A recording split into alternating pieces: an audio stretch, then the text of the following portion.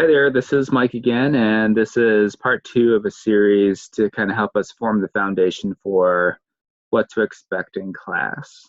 Now, this video is specifically intended for the folks who are using their computers during class. However, anybody is welcome to watch that. The purpose will be to help form an understanding for how we're going to use your computers and what tools you are going to use with them. If I jump over here to objectives and I look at our timeline, you are going to use your computers during the MSA workshop to enter data into a worksheet. And then you will use it during the improvement workshop to view the worksheet. Now this worksheet I've borrowed, I can't tell you from where. I've had this worksheet for 15 years or so.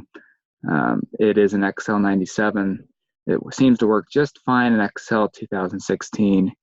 And it does build the graphs by itself. It's pretty turnkey. So literally you're just entering the data into it. So that's where you're going to be using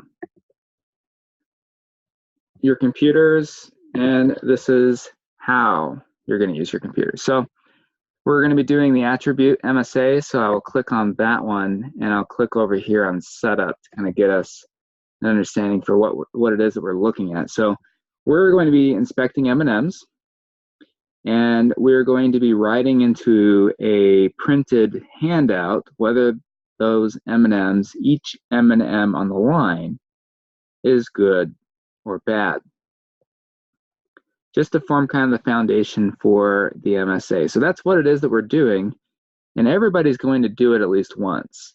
Now, this class is a little bit smaller, so the standard and the data person will most likely be the same person. So that's the first person that'll go along the line, and they're going to be setting the standard, and they're only going to do this one time. And everybody will work with this worksheet. We'll have one of these printed off for each person, and we will have enough for us to run at least a couple of rounds. So the important thing here is this is a printed handout that everybody will have in class, and basically you will circle which round you're in. So if we're doing our very first round, we'll circle round 1, and then which trial you're doing. Now again, if you're setting the standard, you are only going to do round 1, trial 1, and you won't do any more. But if we back up, and after you're done, then your appraisers will come through, and basically we're going to be doing this sort of in a silo. Your appraisers won't know where you set the standard out here. Now what they're going to be trying to do is to come through here to see if they can hit that standard. When they come through, they'll circle round 1, trial 1, then they'll come back through during round 1 and do round 1, trial 2. So they're going to be handing you each 2 pieces of paper every round. And basically what you're doing here is you're looking at 6 stations. They have 5 M&Ms in each station, and you're going to be putting a 1 or a 0 in this box here for result. 1 means that M&M was good, and of course 0 means it was bad. After that's done, you will become the data person, and as your appraisers are coming through the line filling out their data, you'll be entering it into a spreadsheet that looks just like this.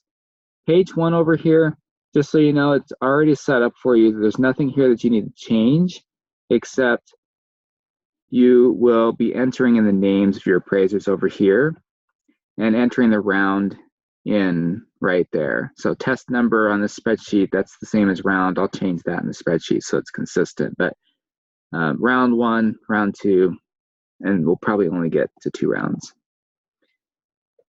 And then this is extremely, extremely important. And the important piece here is that you're entering in the data that came from the right person. So knowing who appraiser 1 is, who appraiser 2 is, and so forth. So that will make sure we write down on the handout. Here's where your data goes. So when you set the standard, you'll enter that in first right here on the left column, and then you're done with your data. And as your appraiser's data comes in, you just want to make sure that you're entering in their trials in the right columns here. Most importantly, though, is that you're not entering an appraiser 2 into appraiser 1 slot. So pretty straightforward.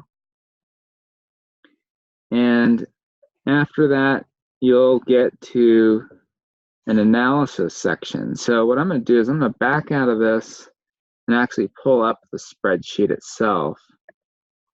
And just to orient ourselves, down here at the bottom, here is where we were entering in that raw data, and right above it's where the gauge information was set up. The second tab over is the results tab. So I won't go over into detail what we're looking at here now. I'll save that for class, but I just wanted you to know it's really simple stuff. So no pressure, no worries here. And it's turnkey. So these graphs will move in real time as you update the data in the spreadsheet over here. So basically, that's kind of how you orient that. When you're done, you're going to want to come over here and save it somewhere to your computer.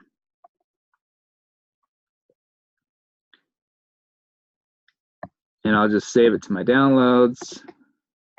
And it's really helpful if you put what round it is. So we'll label this one as round 1. And you can even put your team in there too. That's pretty helpful. That's it. That's all you do with the spreadsheet. Now, I said this spreadsheet's kind of old. You just click continue on that, and it seems to work just fine. The next thing that you're going to be doing is you're going to be working in Slack. You don't need to have the Slack app downloaded. You can use Slack in the browser, no problem there. Again, these worksheets can be downloaded from the MSA worksheets section. So you can look at the worksheet that way, or you can just go ahead and click this download button, and it'll put a fresh one on your computer. You will make a new spreadsheet for every round that you do. And if we're team 1 and we're done with our round, it's a simple matter of finding where you saved it and dragging it into the channel. And then it's going to ask us a question, do we want a message?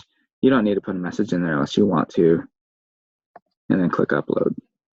Okay, that's simple. It'll take a second. Once that uploads,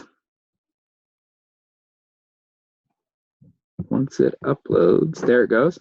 Then I can grab it as an instructor and download it for the whole class to view. So if internet is down, then we will have some jump drives, and we'll be kind of moving some images around via that way. So just be prepared. If we don't have internet, we'll still keep going. We'll just kind of go the old-fashioned way. And heck, if we need to draw graphs on a board, we can do that too. That's it. So that's basically all you need to know as far as how you're going to use your computers. If we need to set up an in-person, a virtual rather,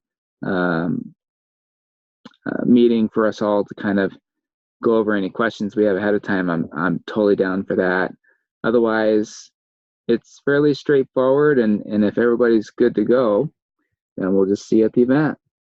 All right, thanks. We'll see you soon.